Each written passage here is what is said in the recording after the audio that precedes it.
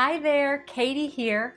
I am excited to be bringing you the second video in a series I'm doing called 6 Skills to Master Before Reading. Let's talk about... First, let's talk about some basics of rhyming, like what exactly is rhyming? Rhyming words are 2 words that sound exactly the same in the middle of the word and at the end of the word.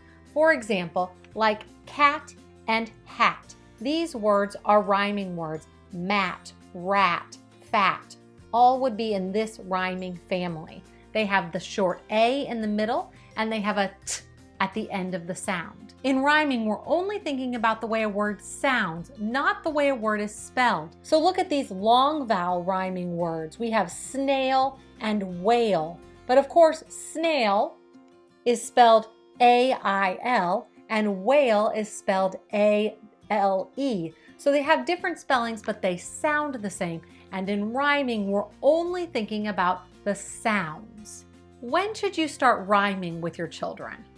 Around age 2 is a good time to start reading books that rhyme. A lot of children's books, a lot of board books are predictable and have rhymes at the end of them. This is a great time to really be digging into those books. Around the time your child is 3 years old, they'll be able to start identifying words that rhyme, like hat and cat and bat. And around the age of 4, they'll be able to generate their own rhymes. So if you say hat and cat, they'll be able to start giving you bat and fat and mat and so on. And why is rhyming so important? Well, rhyming is a part of a bigger set of skills called phonemic awareness. And that is basically the ability to detect, identify, and manipulate sounds within words. And a lot of research has been done about what effect phonemic awareness has on later reading. And the findings are unanimous in that phonemic awareness is one of the strongest indicators of later reading and writing success. So starting this early, starting rhyming and practicing that is going to set your child up for reading and writing success in the future. Now for the good stuff. How can you practice rhyming with your children in a fun way? Today I have 4 ideas to get you started. Read rhyming books. Books that have rhymes in them are so much fun because they have a great rhythm and kind of bounce to them. Plus they're predictable and your child will be able to soon fill in the blanks if you leave off a rhyming word, which is great practice for generating their own rhymes. So here I have a book called Frog on a Log, and already in the title we have frog and log, which rhyme. They're og words. And inside, I'm just going to read a little bit to you here. It says, off he goes, frogs like to jog. I'm a jogging frog from the log by the bog. So lots of rhyming and things they can identify here in the og family, the OG family. After you've read a rhyming book once or twice, leave off that ending rhyming word and see if your child can fill in the blank with what rhymes.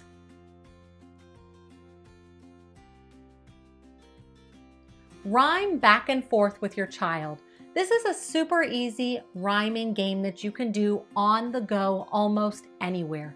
The way it works is you are going to give them a couple of words, maybe 1, 2, or 3, depending on how much you've previously practiced rhyming, within a rhyming family, like cat and hat.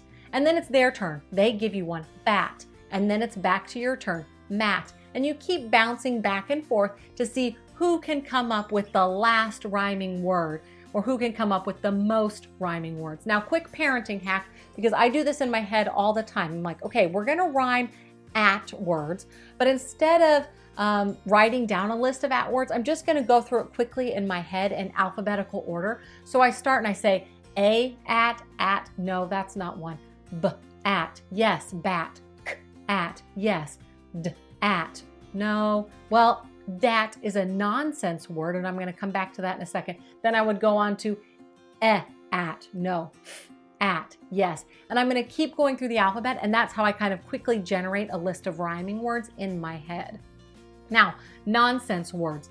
Nonsense words are great for rhyming practice. It is great to use them during rhyming practice. If your kid comes up with a nonsense word, that still counts in this game. The reason why is even with a nonsense word, they're still applying the rhyming pattern. They're still showing you that they understand that the end part of the word has to match the other words in the rhyming family. So if it's a nonsense word, that's okay. Keep them going. I love this book from Lakeshore. It's the Beginning Phonics book, but it has, well, first of all, it has a ton of uses, and I'll probably show it other times in my videos because seriously, it's like one of my favorite reading products that I own. It has an entire section of rhyming sets here, which make it super easy for you to just whip out some cards and do a quick rhyming sort. So the way I do a rhyming sort is I start with 2 header words, and I try to pick things at the beginning that are very different sounding so that it's easy to get started and my child has success right away. So for today's example, I've chosen fan and mug as our header words. And I'm gonna put those there, and then I'm gonna talk through it with my child, and I'm gonna say, what do you hear at the end of fan? An. So we're listening for that an for words that go with fan. Then we're gonna talk about mug. Let's listen to the sounds in mug. Ugh. Ugh is the ending sound in that word. And we're gonna be matching all of the pictures that have the ugh sound with that one. And then we're gonna go through them one by one. So I'm gonna show them the picture and I'm gonna say this is a pan. Where does pan go? An. Does it sound like an, or does it sound like ugh? And they're gonna put it with fan. And then we'll do the next one and I'll say, oh look, we have a can.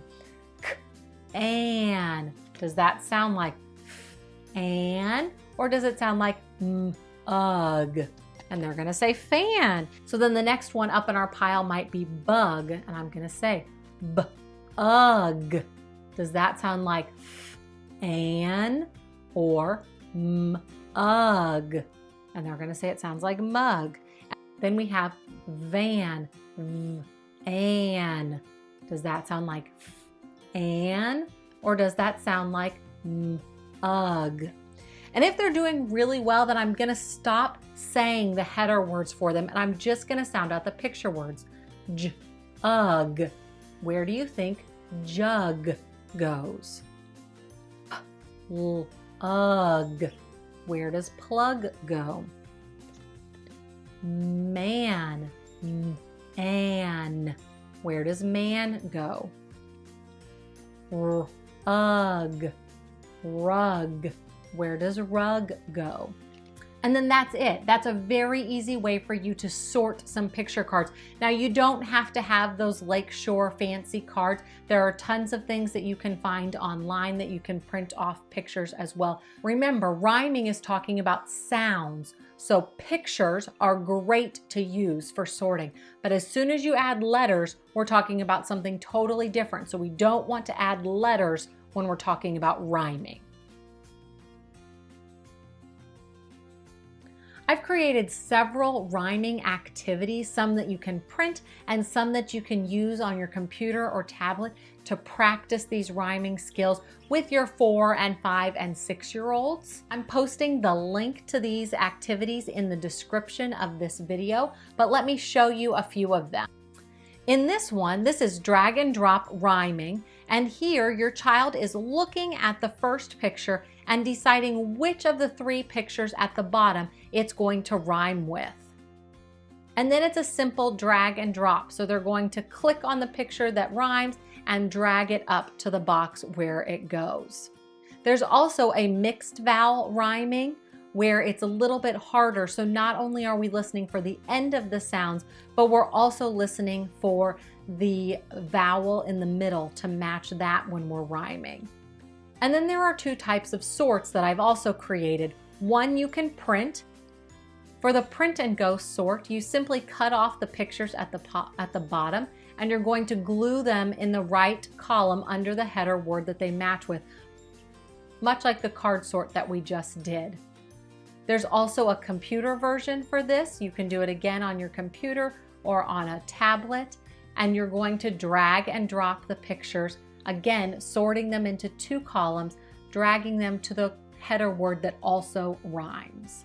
Be sure to check the description of this video to find links to all of those activities. That's it. 4 interactive and fun ways that you can practice rhyming with your child starting today. I would love to connect with you if you have any questions about something in this video, or if you have future video ideas for me, go ahead and drop it in the comments. Be sure that you like this video and subscribe to my channel, Happy Reading with Katie.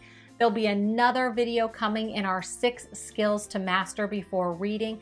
New videos come out every Thursday. Until next time, happy reading.